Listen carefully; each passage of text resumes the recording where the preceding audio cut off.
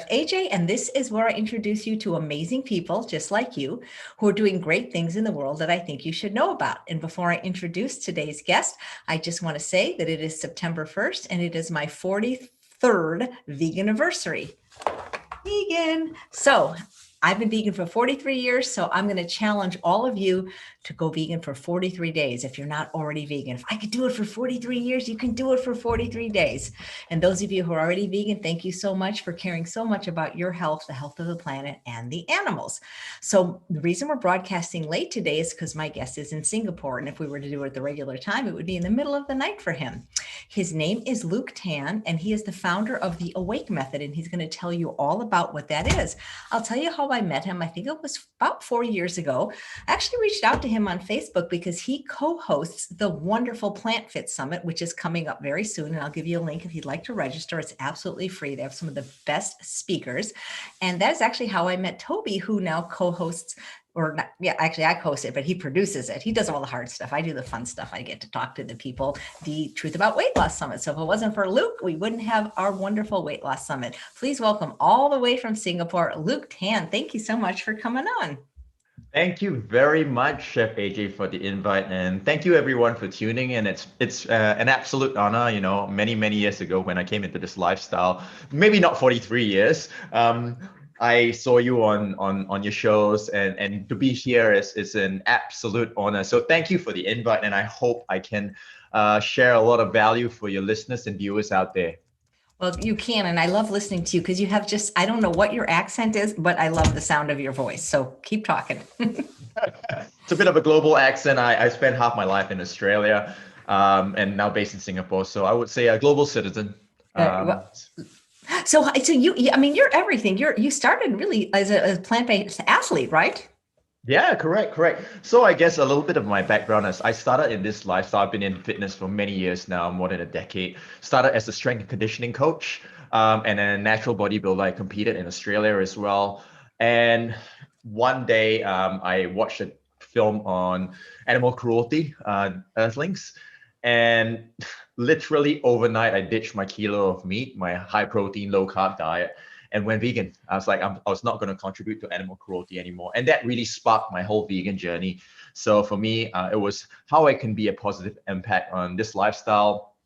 And yeah, I decided to compete again as a natural bodybuilder, as a vegan. And I placed and then won in a few competitions, competed as a CrossFit athlete. And at the same time, I was also a coach, coaching fitness models and bodybuilders for competition.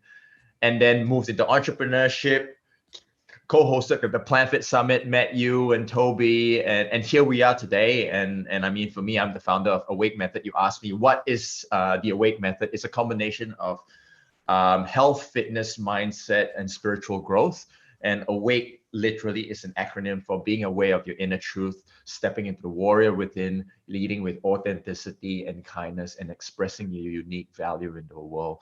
And so my hope and my goal and my purpose is to see more world-centric leader, warriors, fathers to be more to spread love, spread hope, courage and strength and compassion, for a better world. So that's what the A.W.A.K.E means and what I stand for and hope to stand for in decades to come. Well, the world can certainly use a lot more compassion now. And I do want to spend a lot of time talking about that. But first, I want to just ask you a little bit about your athlete stuff, only because Of you course. mentioned CrossFit. And I find that so many people, CrossFit always and paleo, they go together often. Mm, indeed. Yeah, and that's the thing, like when I first went to my first CrossFit box, and most of the posters that were there were mainly paleo, were, having your 30% of protein and from animal protein and whey protein and stuff like that. So yeah, it's mainly paleo, and I was kind of the only vegan CrossFitter there. And yeah, that kind of dominates the scene. But although in recent times it's changing, I know Jeremy Reinders, if I'm not mistaken, his surname, I'm not 100% sure how to pronounce it, so I apologize there. But Jeremy Reinders is a CrossFit, and I know of my fellow teammate Braden Green. He's a vegan CrossFit athlete, very high performing one. So it's starting to change. So it's really good to see, and I think across, as we can see in Game Changers, many of the athletes are now moving towards a plant-based diet for all of the benefits, improve recovery, improve immunity, strength gains, all of that. So we're starting to see the game changing. Literally. So it's so cool Literally, because yeah. I've interviewed a few natural bodybuilders on the show, and they've often won their competitions. And when you guys win, do the carnivores go like, do they raise their eyebrow, and did they kind of give it, like, think about it maybe? Because like I imagine they think that you guys aren't going to win. You're vegan.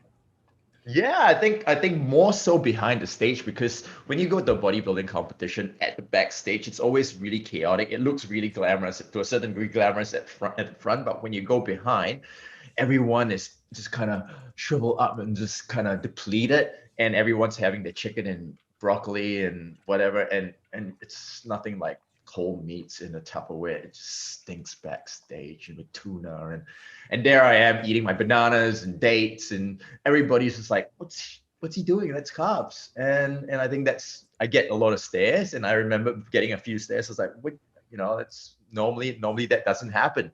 But beyond that, I think, yeah, people actually realize, like, wow, it's actually possible. I mean, you look at someone like Robert Cheek, and of course Nima Delgado, whom you had on your show as well. It's almost become the norm to a certain degree that you can, and if not, perform really well on a 100% plant-based diet, vegan diet. So how did you end up hosting the summit and doing it with Toby? And what do you like better, hosting and interviewing, or being interviewed? Both, I think. Both, I think. Initially was not actually hosting. I was just like, oh my goodness. When I had this idea of being the co-host, not really being the co-host of this Plant Fit Summit, I was interviewed by Ron Gandiza. I think you know Ron, Yeah, on the Plant Ronnie Pure Summit. Tsunami. Ronnie Yes, Tsunami. Ronnie Tsunami, indeed. Ronnie Tsunami, a mutual friend of ours. He got me on his Plant Pure Summit, and that was all mainly health. And I was kind of the only athlete there. And at that point in time, that was many years ago, I was thinking, if only we could combine health and fitness, plant-based health and fitness, because being an athlete, I was connected to many of the plant-based athletes. And then I met Toby over a coffee one day for different reason. He was in health and wellness. He wanted me to try his product. And I just pitched this idea to him, and he said, why not let's just do the summit? And I was just like, are you kidding me? Are you serious? Like, really? Toby just said, yeah, let's do it. All right. And our first invite was Josh Lejeune, and then next thing we know, we had Dr. Colin Campbell. Next thing we know, we had all the plant-based athletes that I knew of. 50 speakers later, and I just felt stressed because this was the first time I was putting myself out there. But as I started interviewing cancer survivors, people who have reversed chronic disease, and all these doctors, I was extremely inspired, and almost it almost felt like a mission for me to share this information, because it was just such life-changing information. So 4 years on, the PlanFit Summit is where it is today, and we're excited about this year. Really, really excited about this year. So it's been a great journey. And as you know, both you and I, Chef AJ, we know that Toby is a workhorse, and he pushes us in many directions, and he's a great guy as well. So I appreciate the journey, and also it's brought me here to speak to you today and connect with many of your listeners out there, and of course many of our summit audience. So I'm fully grateful and honored to be able to be just a conduit for change, and a conduit for all these inspiring and rock stars of the plant-based movement to share their message of health, positivity, and longevity, I would say. So you have a little one at home now. Congratulations. Actually, Are you raising your kid vegan? 100%. Yeah, 100%, 100% vegan. From inception. I mean, my wife and I have been vegan together on this journey for almost a decade now. And yeah, I mean, that was always our decision. And she's 3 years old now, doing really well, following in mommy and daddy's footsteps, really active. And these days, we were recording her on the other day, and we are asking her, do you drink cow's milk? And she said, no, it's for baby cows. And when we walked past the other day, we were walking past a chicken shop, and she was just pointing out, that's a dead animal, that's a dead bird. We don't eat that. And because we walked to the grocery store, and she looked at the fish in And it's like, oh, those poor fish. So I guess we may have made an impact in her life. So we're proud of her. And yeah, I mean, we raised her fully vegan, and we plan to, and I think if we want to give her all the information and knowledge that we can, and at the end of the day, let her make her own decision when she's older. Because I think we don't want to say, no, you can't eat this, but give her all the tools and the knowledge and experience that we have, and let her come to her own realizations, which I found that she actually already has at 3. So I think we're hopeful, and we're confident of the life that she'll have ahead. How old is she? She is 3, turning 4, turning 4 in March. Wow, that's exciting. Nice. Indeed. So Lemon Rice watching live says, how would you define whole person health?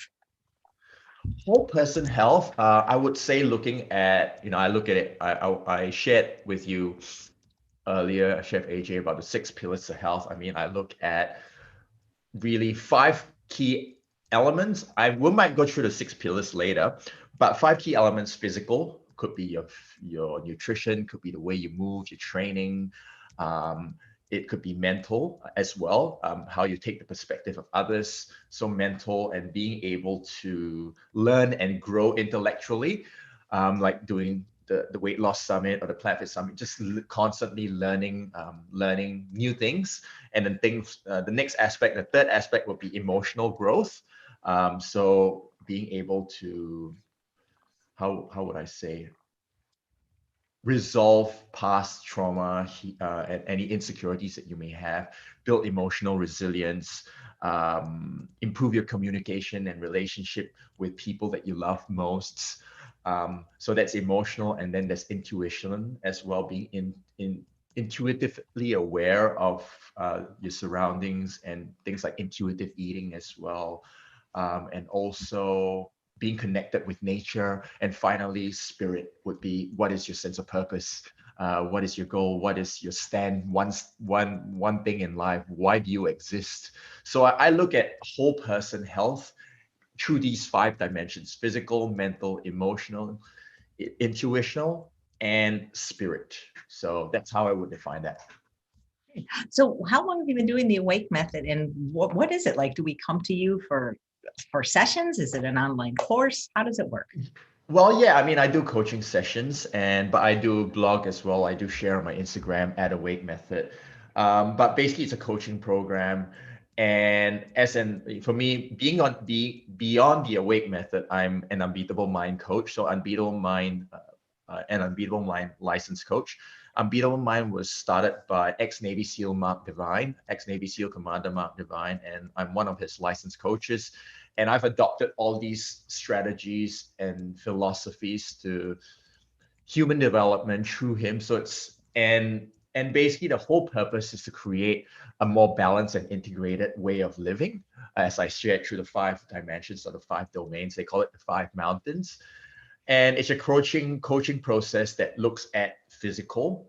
So where physical is concerned, I would talk about training, functional training. I would also focus particularly on 100% plant-based diet. So that's the physical side. But beyond mental, emotional, spiritual, and intuitional, there are other aspects that I could share a little bit later. So yeah, it will be a coaching program, online coaching, and it's all available. All the information is actually through my website, awakemethod.com. And I do share a little bit about it on the upcoming Plant Fit Summit. I've interviewed a few of an ex-Navy SEAL who is an unbeatable mind coach as well. So do look out for his interview. Really, really inspiring guy as well. Lots of great information, and a few others.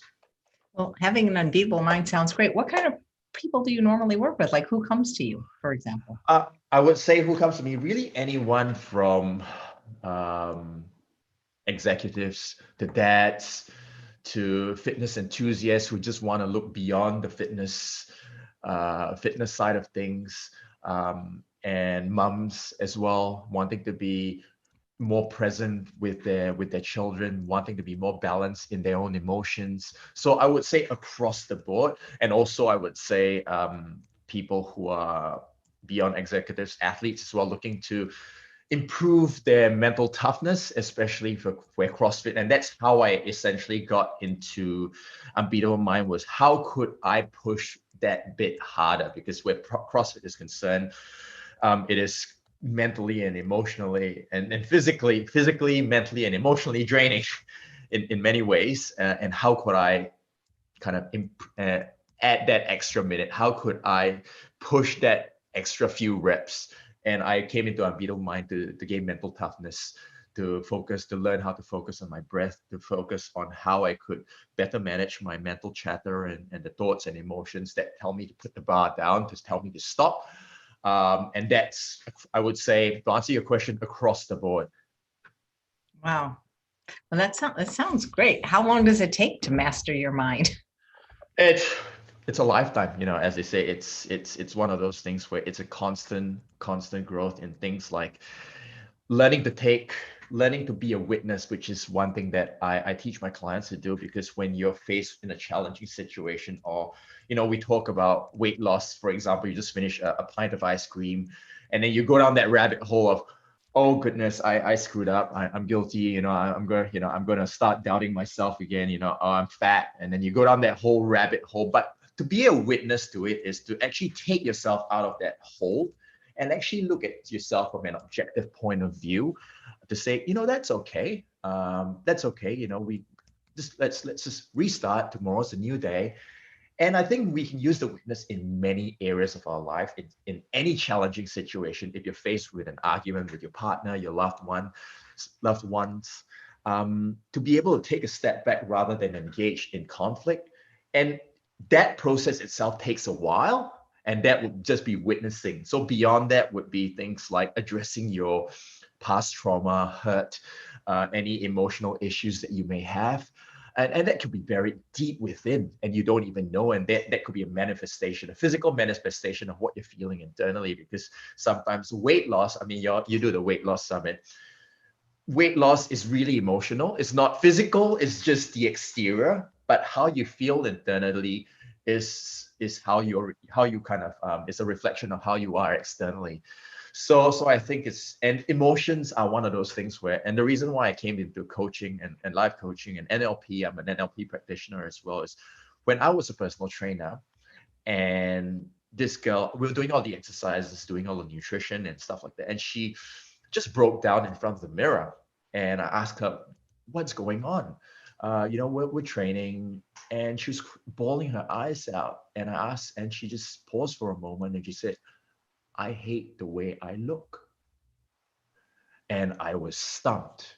As a personal trainer who knew nutrition and fitness, I didn't know how to help this girl. Like, it was just so buried deep in there. And I just felt like we just kind of went on, but that just kept rolling in my heart. How could I help this person? So I went down the path of NLP, went down the path of life coaching, went down the path of Unbeatable Mind, because I feel that a lot of our exterior is just a vehicle, but who we are is the driver, our sense of self. We can change cars every single day. We can get into different Ubers. We can buy a new car, but the driver and the person is still the same. The person is how we feel, how we think, how we connect. And I think that is key. So I would say it takes a lifetime, but it takes, as Anthony Robbins says, constant and never-ending improvement. So you need to constantly be pushing yourself, constantly be surrounding yourself with the right people, with the right community, with the right food, eliminating yourself from toxic situations, toxic people, toxic environments. So there's so many. It's multifactorial, and that's why where the 5 mountain or 5 modality approach to personal development is concerned, it would take forever to a certain, but it also is very, very inspiring, because you know that there are so many other aspects and so many pieces of the puzzle that you can focus on to grow, rather than just looking at, oh, I need to count my calories, I need to look at the scale, I need to, and just by focusing on numbers, you're just going to just drive yourself nuts. Wow. Yeah, a lot of people focus on the scale. Dr. Lyle doesn't like that. He tells them not to Yeah. weigh themselves, or maybe once a month at the most. He calls them scale monkeys. Yeah. Indeed. A lot of what you talked about kind of reminds me of mindfulness. Mm. Indeed, indeed, and mindfulness is one of those things for, it's very easy for us to be disconnected and not very present in conversations. I mean, with this little thing here, it's easy to just wait in line and just zone out. But I think mindfulness is key, and mindfulness is something that I do and I advocate my clients to do as well. And there's this thing that I advocate for my clients to do is sacred silence, or spending some time in nature, and meaning that dedicating, say, half an hour or 1 hour, if you're a busy person. If you can do it every day, brilliant.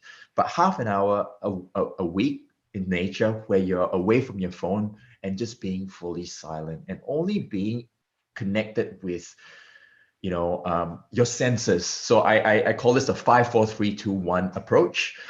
So what are 5 things you can see? What are 4 things you can hear around you? What are 3 things you can maybe smell? What are 2 things you can, oh, rather 3 things you can hear, 2 things you can smell, 1 thing you can taste? Being mindful could also be washing your dishes, feeling the soap suds, smelling the soap, seeing the water and seeing the soap bubble up. And mindfulness could also be eating, being away from the TV, and also focusing on every single bite, taking each spoonful, taking 10 to 15 bites rather than just really shoving your face and just finishing that meal in like 5 minutes, taking your time. And mindfulness could be walking as well, feeling the gravel on your feet, hearing the sounds of the traffic, looking up and looking at the sky, and just getting lost. And that's what I learned from my little girl. She gets lost in the present so much so that when I yell at her, Sienna, Sienna, she's just so lost in that coloring book. And I wish I had that, right? I'm starting to learn, and I think children are the best teachers. So I'm learning from her to be more present. And I think mindfulness is something that we need to do more of, and it connects us to our inner wisdom and really our truth, and to be calm, I would say, because we're not calm because we're not present, because we're focusing on the future and hanging on to the past. I'm also hosting another summit this year, and it's on GI health. And there's a bunch of doctors at UCLA. They're functional GI doctors. And one of the treatments for GI disease is a mindfulness class. Wow. Oh, wow. And what I would love to find out more. So how does that, how does mindfulness impact GI health? Apparently a lot, at least not Oh, not yeah. not with everything. I mean, obviously, if you have a bleeding ulcer, they don't tell you to go meditate, Mm, but especially for the ones like that where there's chronic pain involved, things mm. like IBS. And so it's fascinating. I can't wait for you to hear what some of them are saying, that how Oh, and how I can't they've wait. actually done research though, Wow. that it's effective. It's not just like, oh yeah, just go to this class. They've really done research that some of these things, anything I think that really calms the nervous system, because they do Mm. mindfulness, Tai Chi, yoga, Wow. meditation, acupuncture, hypnotherapy. I mean, there's like it's a whole person approach instead of just Mm. drugs and surgery. So I'm Indeed. really like learning that mindfulness is important. Yeah, and I think we're coming full circle, isn't it? Really going back to our roots, with the way we eat, the way we think, the way we feel, because it's, they talk about integrated health and integrated whole person health, lifestyle medicine. We had lifestyle medicine practitioners on our show on the PlanFit Summit, and interviewing someone like Dr. Renee Thomas, who's a doctor in Loma Linda, California, one of the blue zones. And she talks about lifestyle medicine and talks about what the blue zones are. It's not pills, it's not surgery, it's gardening, it's hiking up that hill, it's having a good friendship group, it's having a sense of community with your spiritual group, it is laughing. All these things aren't talked about, and fortunately they are today, because I think we need to change the paradigm in terms of health and longevity, and it all interrelates with being mindful of what you eat, being mindful of your friends, being mindful of your environment. So 100% agree there. How did you get interested in this? I think it's always been in me. Like I said initially, the trigger was that experience with the client of mine who, when I was a personal trainer. But before that, when I was a little boy, I always remembered going into a lift and pressing the lift door and in an elevator in a just a office building, and every time the lift door actually opened, I saw a different floor. It was meant to be level 2, level 3, level 4. So at that point in time when I was like 7 or 8, I was just always thinking like, what if this is just a figment of our imagination? What if it's not level 5? What if it's not level 6? What if it's not level 7? But it's our own perception based on our belief system of what is real and what is not. But really, this conversation could really not even exist because it's actually in our mind. So if we go down that path, and that was just me being really a curious little boy, but I think it started back then, and I was always interested on how the mind works. Because I was going through a very tough time in my life. I had a suicide attempt, suffered from depression, and was at the lowest around 2008, 2009. And I literally clawed my way out of depression, survived a suicide attempt, and became a new version of myself when I made the decision one crisp morning in Melbourne, Australia, where I was living. And and it was shedding and like almost like shedding an old skin of mine. And from then I had a rebirth, and I experienced what it was like to reignite my spark. And hence I decided to move into this path of personal development. And as I was helping clients, and I could see everyone has a spark in them, everyone has a little fire in them, but because of conditioning, because of belief systems, because of the environment, it almost extinguishes that little spark in us. And I love to see when that spark gets ignited, it becomes a bonfire, to see people living their truth, living their purpose, and spreading love and spreading joy and being in service of others. And that is what drives me. And I remember I remember one of the talks that I listened to in Tony Robbins, and the reporter asked Tony Robbins, why do you do what you do? And he said it quite simply: to make a difference. And that really resonated with me. So yeah, I think for me, it's just to see that spark, and beyond that spark, also with all that's going on, the uncertainty that's going on in the world right now, I believe that by people living their truths and being fully connected and integrated, and in service of everyone else in the world at large, we'll see a brand new world, a brave new world. And we need that. And I think we're at the cusp of change and the cusp of a revolution. And I'm excited, hopeful, and optimistic of where this world will be. And yeah, for me, I think that's really what drives me, and what I hope to see more people do, igniting that spark, and living their truth. Yeah. Hence being awake. Absolutely. Well, people really appreciate you sharing your journey. And, we don't talk about mental health issues very much in the plant-based world. I think really the only doctor that really talks about it, and I've had him on the show once, he's coming on again, is Dr. Neil Nedley. And he's not even a psychiatrist, but he has a protocol for it, because people think, well, oh, you're a bodybuilder, or you're a speaker, so, everything's got to be great. And it's not always the case. No, not at all. I mean, when you look at, I mean, being a bodybuilder, I mean, especially in the fitness centric sense, when you look at Instagram, you look at a jacked person, that is the epitome of fitness, of health, when it's far from that, and I think that the body is just like I said, it's just a vehicle.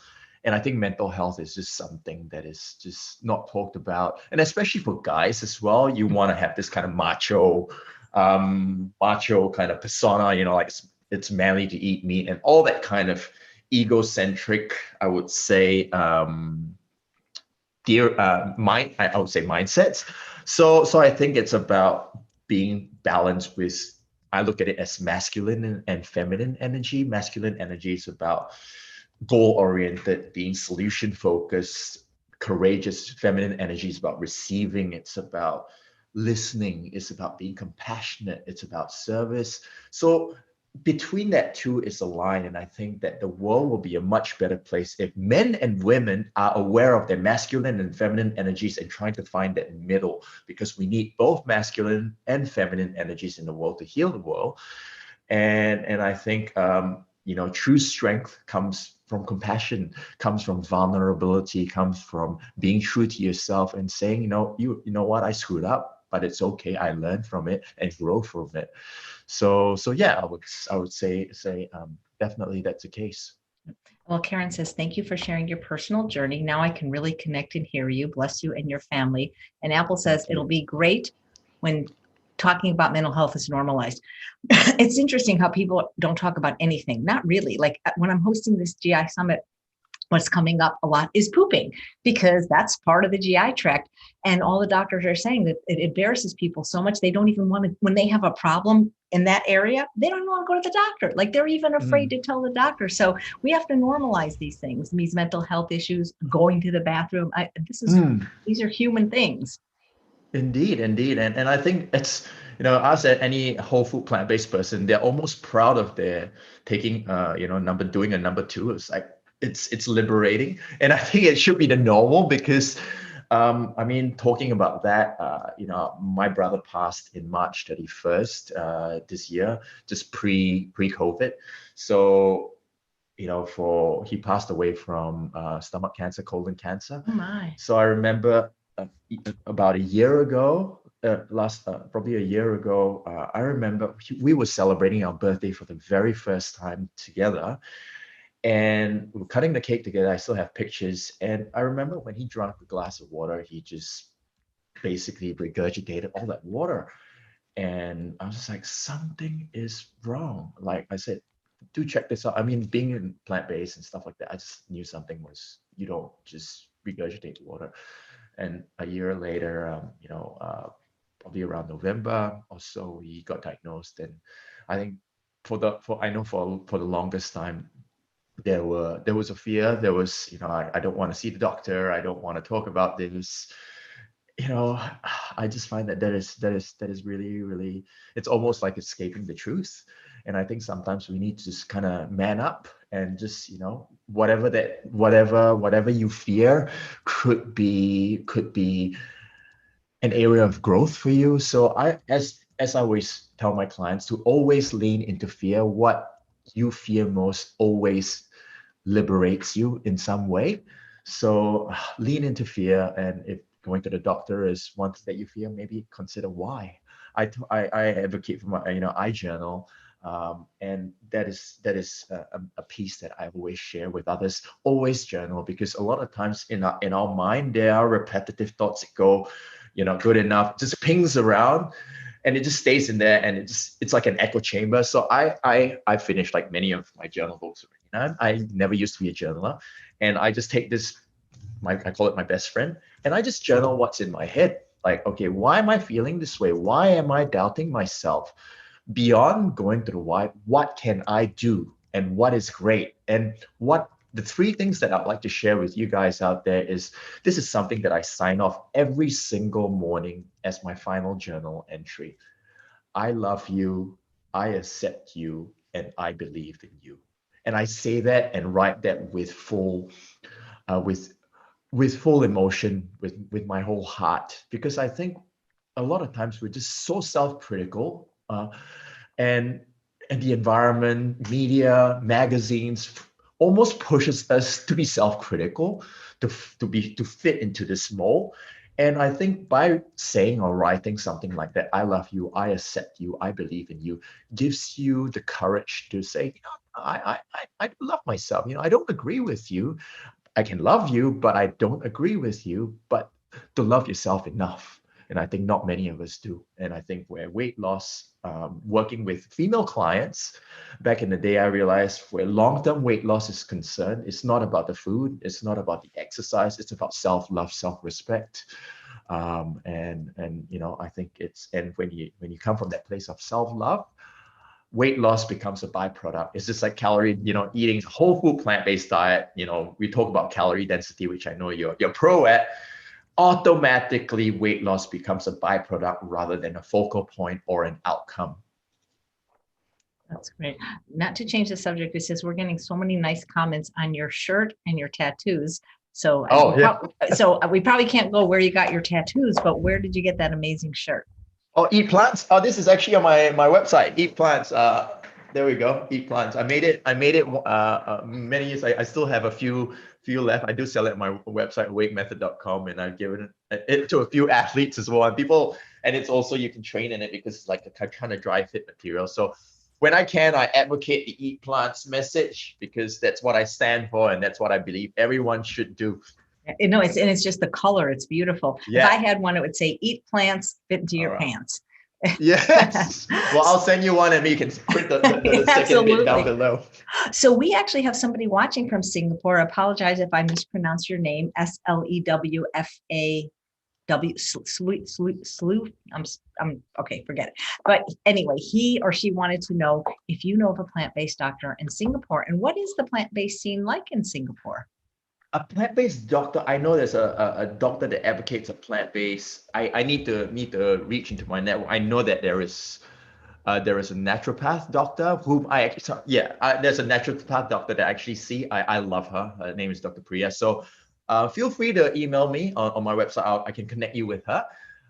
So that's number one. And number two, the plant-based movement in Singapore is growing, I would say, particularly in the food tech space, because most of our food is imported. So Singapore is starting to invest in a lot of entrepreneurs and startups that focus on producing our own food, particularly plant-based meat alternatives. So there's actually like a plant-based startup, a venture capitalist firm that invests in entrepreneurs to start plant-based products.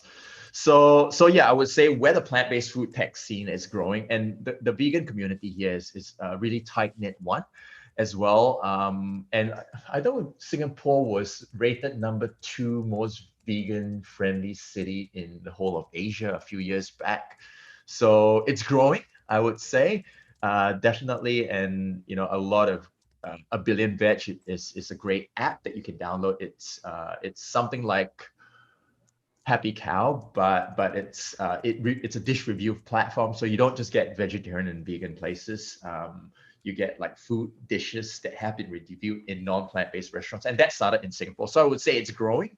I would say a lot faster than our neighboring countries like Indonesia, Malaysia, Vietnam. Although the number one vegan veg friendly city in the whole of Asia would be Taiwan. So, but yeah, to answer your question, Singapore is growing significantly in recent years, at least. That's great. So Jay wanted to know how you crawled out of your depression. How I crawl up of my depression? Great question. I think there were 3 pivotal moments in my life. One was a suicide attempt. The second one was getting into trouble with the law. I got into trouble with the law in the club, and the third one was I was found out for my infidelity from my ex. And to cut a long story short, it was a final one where all my friends turned their backs on me. To me, that it was kind of life. Life was just giving me a tap on the shoulder, and the final one, it gave me a big slap.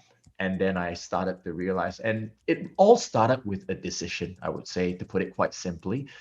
I just realized that I was disgusted of the person that I became, and I made a decision to change the course of my life. One, I can remember that morning very, very clearly. And from then on, it was constant pushing, constant self-growth, and also being around good people that supported me and loved me for who I am.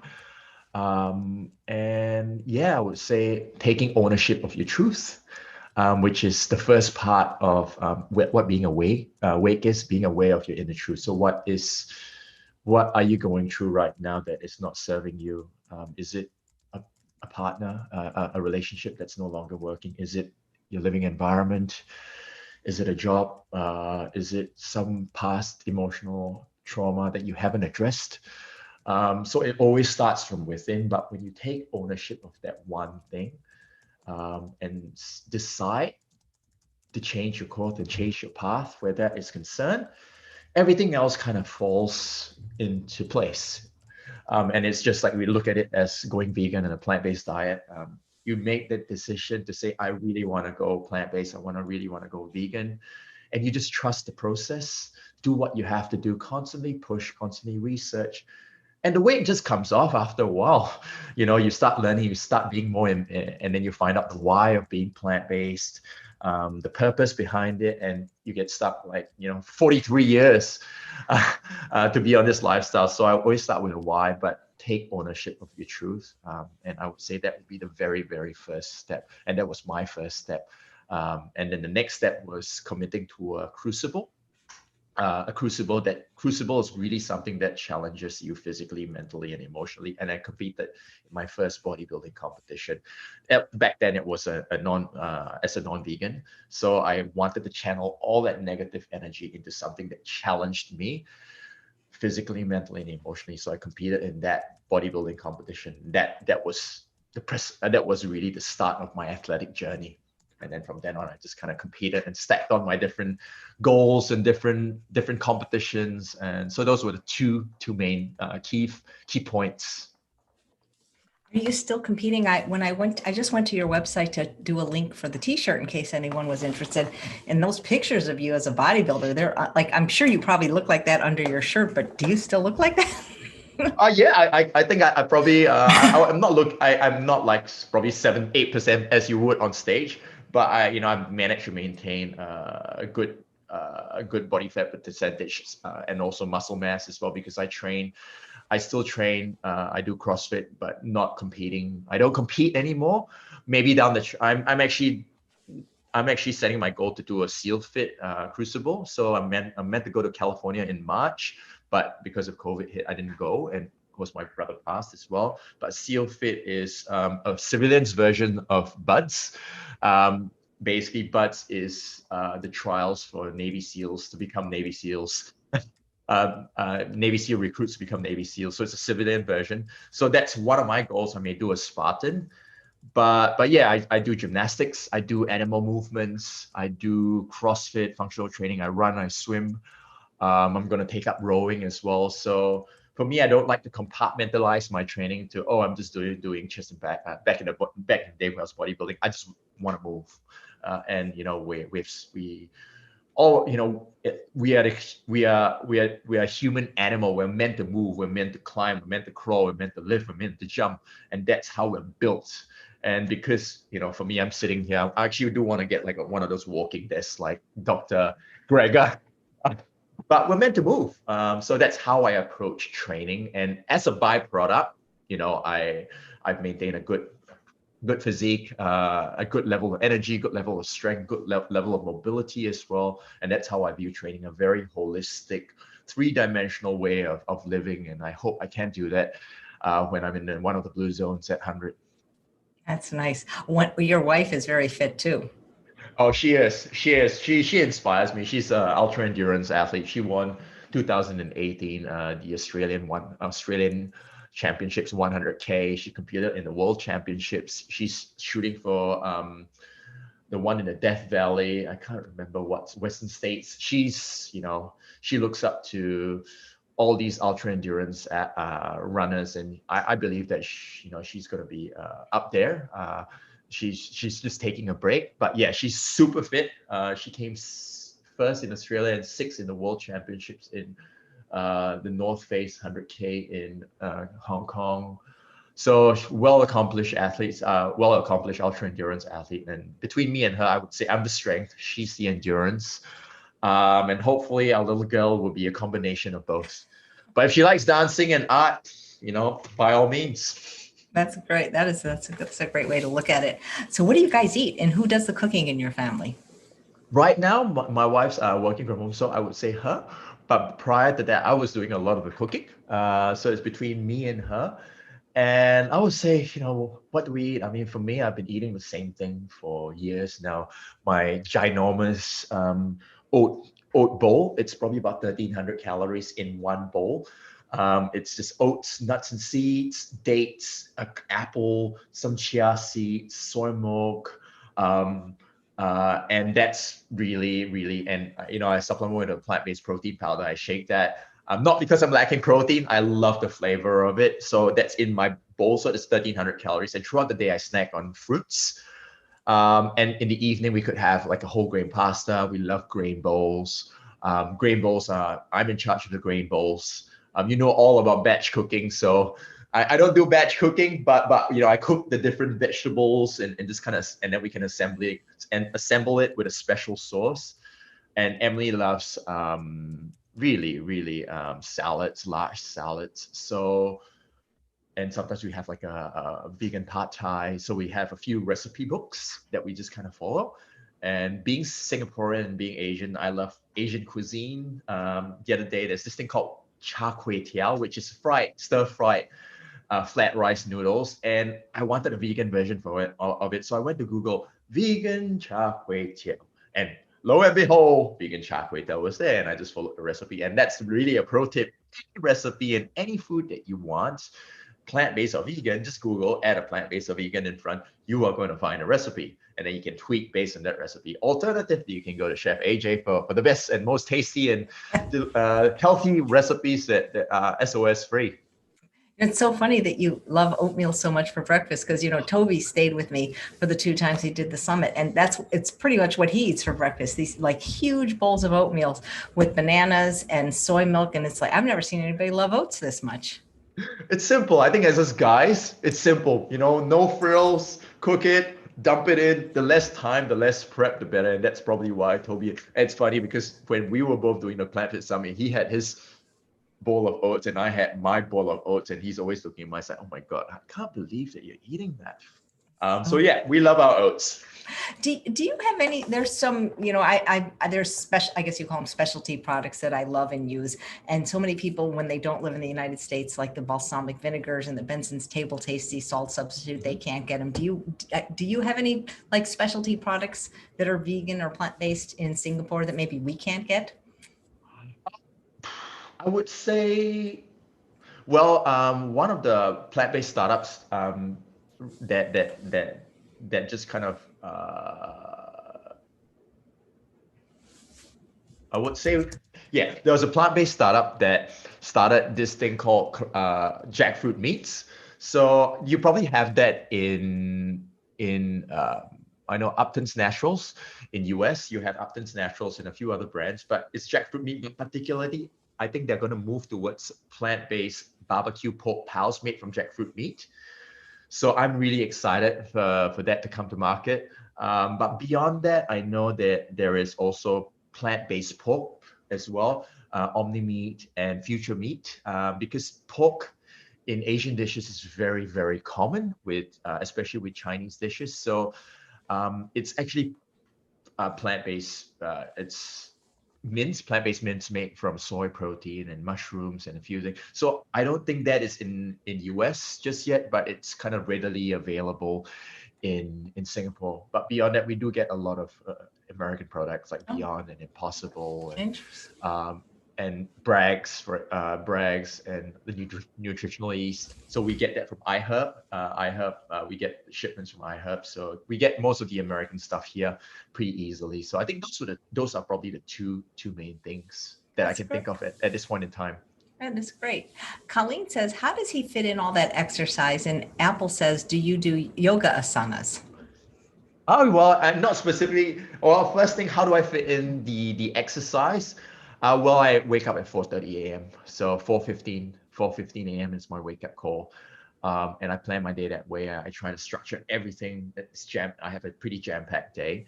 But yeah, 4:30 a.m. and I train at 6. So I do a morning ritual from 5 to 6 a.m. and that includes hydrating, includes meditation, includes journaling, breath work, and positive visualization, and then I go to my movement. So that's how I fit it in. If I don't get it done first thing in the morning, it's always a little bit harder in the afternoon, evening, and especially when the day has run through, I find that I may not have as much energy and as much drive. So that's number one. Number two, I don't specifically do yoga asanas, but I do practice many of the yoga stretches. I've got pretty tight hips, so at the end of my session, I do things like the pigeon, I do things like the dragon, the lizard, um, upward dog, downward dog. So just a few of the key yoga poses to open up areas that I know that are pretty tight. And I do a mobility routine that incorporates all of that. But in saying that, I do want to join a yoga group, and I want to do yin yoga, because a lot of my activities very kind of yang, very strength based. So I just need some calming energy and calming yin yoga in my life. That is my favorite kind. We're actually going to be doing a live yoga class Thursday night here, guys, a special broadcast at 6. Nice, But that is my nice. favorite. And pigeon is my favorite pose. I have very flexible hips, almost too flexible. So, and I did yin for about 7 years. And after 7 years, I was able to do the splits. So yoga's my jam. Yep. I don't have the strength. That is my goal. You have the strength. That is my goal. Here, yep. You have the strength. Your wife has the endurance. I have the flexibility. Together, we are the perfect athlete. Oh my goodness, the superhuman. So, what time do you have to go to bed to wake up at 4:30? Like 10? Probably about 10. It's not ideal, like 9:30, 10. It's really when my daughter goes to bed, because she's quite hectic. The problem is that we never had a good nighttime ritual for her, putting her to bed. So when she goes to bed, I go to bed. So around 10, I would say.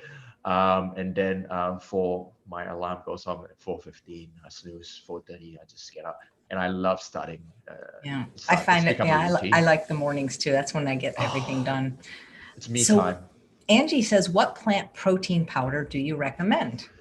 Well, I would say I'm not sure where you're in. Was it Angie? Yeah, and she wanted to know what supplements you use. Okay. Protein powders and supplement question. Okay, Angie, if I use Prana On, I think they are available in the US. I know there's a few brands. I think Vivo Life is actually a pretty good one as well. I know Nimai Delgado launched one. And the thing about plant-based protein powders these days, because the Clean Label project was done, I think, a few years ago, and it showed that plant-based protein powders actually had a high amount of heavy metals in their lead, arsenic. So it's important to check the brands that you're getting. But from what I know, Dr. Gonzalez and Plateful Health on Instagram, they actually shared the top and the cleanest plant-based protein and the worst plant-based proteins in the US. So if you're in the US, I would highly recommend for you to check out that post. Really? Feel free to email me. I can just send you that post, the link to that particular post, because it's it's a really good post. Particularly on telling you what specific brands to go for that are the healthiest and cleanest. So, but to answer your question, Prana On, I do have. What's his or her Sorry, name? She was begging to come up. This is Bailey. Of course. Bailey, you gotta, if you're gonna be on TV or on the screen, you gotta face this way. See, we each have a little girl, huh? I know. And I love that you put a little ribbon there for her as well. So it highlights her face. Very gender specific. People were always thinking she's a boy because her name is Bailey. Do you have any pets? I use, actually I do. I have a little British short hair. He's been with us for almost a decade now. So yeah, I do have it. Yeah, he was our son, and now he's our second child. Oh, that's terrific. So let's see. Oh, Bridget wants to know if you have any favorite post-workout snack or meal. Post-workout snack or meal? I would say I don't really have any. I don't have like a post-workout meal or specific snack. What I like to do is, especially after a hard training session, I will have like something that is high in sugar, like an orange juice, like a pure orange juice, just to replenish glycogen stores. I have that immediately because after workout, when I train pretty hard, I don't really feel like eating, so I might have that. But post-workout, I normally have, because I fast, I train at although I train at 6 a.m., I fast till about lunchtime. I practice time restricted eating. So I've learned to train in a fasted state. So my post-workout meal is really my ginormous bowl of oats. And I love that. And I've gone to that for years. So both oats wins the day every single day. And when I travel to the US and I get into a hotel, the first thing I do is look for the nearest grocery store, so that I can stock up on my oats and my fruits. And so that I think when you're traveling, the first thing you want to make sure that you're set for is breakfast, because you don't want to fall short of your breakfast goals, because if you don't have your breakfast, a good clean breakfast, you're going to make poor decisions throughout the day. So oats would be my number one thing. So it's my post-workout meal.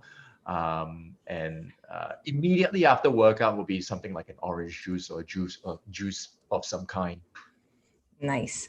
Let's see. I have a question from Linda. Do you have any tricks to stop cravings for chips and sweets? Don't buy them. But yeah, well, for start, out of sight, out of mind, exactly, out of sight, out of mind. Cravings, I think cravings are one of those things where sometimes dehydration masks hunger and cravings. I would say have a big glass of water. A big glass. I mean, I've got a bottle of water I haven't drunk yet, but have a big glass of water. And a lot of times that takes the edge off. And that's what I tell my clients as well. Have a big glass of water. Sometimes that craving or that hunger is really your body saying that, hey, we need water, because half the time all of us, we don't drink sufficient water. We don't drink enough water. And I know, Chef AJ, you're a big fan of water, drinking water, and we're 60 to 70% water. And there's this little thing that I do as well. I give thanks to the water. I'm not sure whether you're aware of Dr. Masaru Emoto's research and how he talks about the energetic nature, the molecular structure of the water, and it changes based on the intention that you give it. So every time I drink my water, especially in the first thing in the morning, I give thanks to it. I say thank you for this water. I'm grateful for this water, and that changes the molecular structure and the energy that it gives you as well. So, and I think the fact that you have clean water to drink, you're much better than millions of others in the world that don't actually have access to clean water. We take that for granted. So I think to find gratitude in the simple things. But to answer your question, having a big glass of water, if it's snacks, if you really can't handle the cravings, it's probably something, if you're looking for chips, you're probably craving something calorie dense, not chips particularly. And you need to understand why you're craving something calorie dense. Is it because you haven't eaten, you have been starving yourself prior to, up to that point? And if push comes to shove, maybe have some, sprouted nuts. And that's a lot better than having chips, because there's absolutely no nutritional value in there. There's barely any fiber, and it's full of 40% oil and preservatives. So have some sprouted nuts. But before that, even maybe having an apple, if an apple, or having some form of fruit. I find fruits are nature's Skittles, nature's best prescription. Have a few fruits, and if you find that takes it away, and it's great. So water, fruits, and maybe nuts. And sweet potatoes. Sweet potatoes as well. Sweet potatoes for sure. I love that. I've never heard fruit called nature's Skittles. That is hilarious. They are to me. Spirit Junkie says, thanks for sharing this beautiful testimony about your plant-based lifestyle. Very enjoyable. We should have Emily on, and she could maybe cook some recipes. Oh, sure. I'm sure we could do that. Because if we have you on, it's just going to be an oatmeal bowl. It's going to be pretty boring. And every session we'll be doing the same bowl. Yeah, that's fun. You're not going to learn much. But even though oats aren't my jam, I eat the same thing every day, pretty much, at least for lunch. Sweet potatoes and broccoli, or sweet potatoes and a big salad. And that's because I like it, and it's easy, and then you don't have to think about it very much if you're having the same thing every day. Indeed, I think that's decision fatigue. You don't want to have decision fatigue, and that's why Steve Jobs always wears the black T-shirt and jeans, because he does not want to think about what to wear every single day. And it goes the same with food. I think it was you said that make your life interesting, make your food boring. Yeah, that's Andrew Spudfit Taylor from Australia, there you go. It's true, but it doesn't. But that's the thing, when people say it's boring, I It don't doesn't have to be understand how boring. food can be boring because unless you're looking for excitement, but some people need more variety than others. That's why we change the grain, the bean, the green, the sauce, not so Indeed, bad. and I think you really brought up a good point there. You know, it's just something that's easy, something that is tasty, something that you love. And they always say, how do you start a plant-based diet? Really start with one meal that you love and make it plant-based, and just kind of stack it on from there. So yeah, I would say make it easy, make it simple, and you need to love it. So just stick with one meal, and I think that's simplicity Dandelion. is key. Yeah, I agree. That's true. In the interview that we did for the Plant Fit Summit with Toby, that was one of my top seven habits for highly successful losers. Eat simply. I love it. Love Yep. it. Dandelion wants to know, does Luke own a juicer? If so, what kind? Does he take vitamins to help with energy and weight loss? I would say no. I do own a juicer. I do own a slow juicer, Philips slow juicer. I don't juice as much as I'd like because of just the time and just the cleaning. Got a pretty busy life, but in terms of what was the other question? Does he take Second question. vitamins to help with energy and Oh weight yes. loss? Okay. Not specific. I have a vitamin D B12. Because although I train, I'm not out in the sun a lot. Those are my two supplements, and beyond that, I do have like an omega-3, plant-based omega-3, because I'm pretty active, and I would say just to combat inflammation for cognitive performance as well. And the source that I have, the source of the plant-based omega-3 is ahi flour, and I learned this from one of our speakers, Jeff Palmer. Apparently, ahi flour has a much better and easier conversion of ALA to EPA, DHA, for the body. So that's essentially what the body needs for your EFA. So I go with ahi flour, but if you don't go with ahi flour, things like algae sources as well. I err on the side of caution. You know, some doctors say you don't need to supplement. Some health advocates say you don't need to supplement. I tend to supplement with omega-3 rich source, which is ahi flour, or maybe an algae if that's not available. But these are my three main things. Beyond that, it's a whole food plant-based diet. Being aware of calorie density. I eat intuitively. I've been in this lifestyle for almost a decade now, and I know the calorie density of foods. And if I do want to have like a burger, I know that that's going to be at least 1,000 calories or 800 calories at one go. I know that. And You sorry. mean a plant-based burger though, right? Yeah, of course. Okay. Yeah. Of course. Yeah. You lose your powers. You lose your powers. Good, But yeah, true. plant-based burger, like a Beyond, or something like that. Because I know if I'm like, for example, on a Saturday night, I would love a Beyond burger. I know that I'm going to consume at least 1,000 calories. I fast throughout the day. I just have fruits. So I think it's important to be aware of calorie density, and once you nail that, you really can eat anything because you make an informed choice rather than be a victim of the food that the restaurant serves you, the food that you buy in the supermarket. You know, I met Jeff Palmer, but I don't think I've heard of ahi flour. Is that a powder, a Hmm. capsule, a liquid? It's a capsule actually. He's the CEO and founder of Clean Machine, and he has the ahi flour. It's an oil. It's in a capsule. Nice, nice. Dandelion wants to know, do you eat plantains?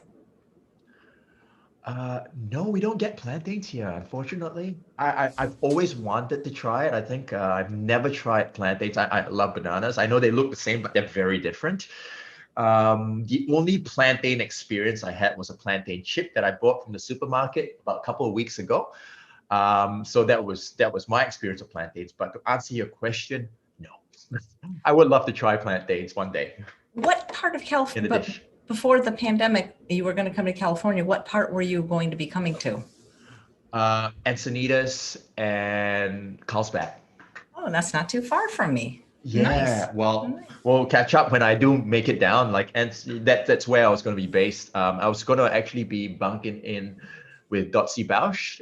She is in, I can't remember, Irvine. Yeah, she was in Irvine. Very nice. So Very so nice. yeah, around that area. So I've been Love posting help. the link for free all Yes. this time to sign up for the Plant Awesome. Fit Summit. So can you tell people when it is and maybe who some of the speakers are?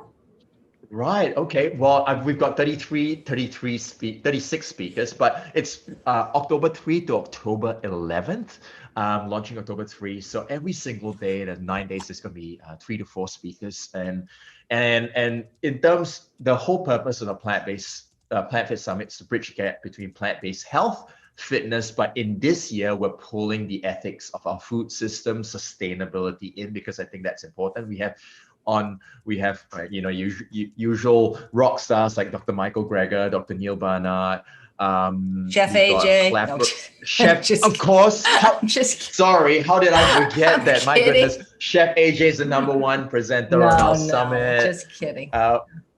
We also have Dr. Jim Loomis, who was on the Game Changers, and my conversation with him was about debunking the debunks of Game Changers, because many people were trying to debunk the science. So I had that conversation with him. We have Robert Cheek Movement. We've got an ex-Navy SEAL. We've got someone from Sea Shepherd talking about the true cost of eating fish, and that was the sustainable angle. We've got Vandana Shiva, who talks about our food system and GMO.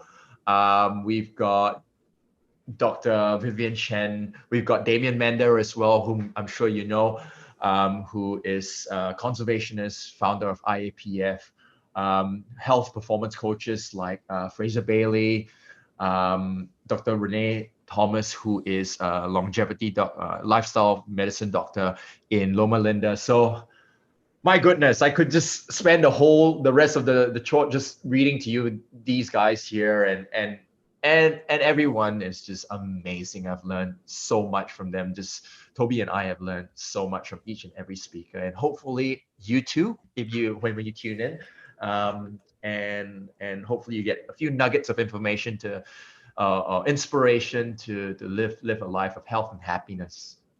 Wow, that is great. Well, thank you so much. It's just been a pleasure Pleasure. talking to you. Thank you. And Indeed, even though same I'm here. on the summit, I am going to sign up because their speakers sound amazing. And thanks all of you for watching another episode of Chef AJ Live. Please come back tomorrow for a double header. At 11 a.m., we have Bob Hopfizel from the Book Publishing Company, who's going to be talking about how to get your vegan book published. And at 2 p.m., we have Marian Nessel, who has a new book out, and she is really a rock star when it comes to food policy and food politics. Thanks again. Take care. Thank you. See you Bye. guys. See you. Tell you, Bye. tell your wife we want her to come on. Okay. I sure will. I All sure right. will. Thank Okay. you. Have a good Bye-bye. one. Thanks.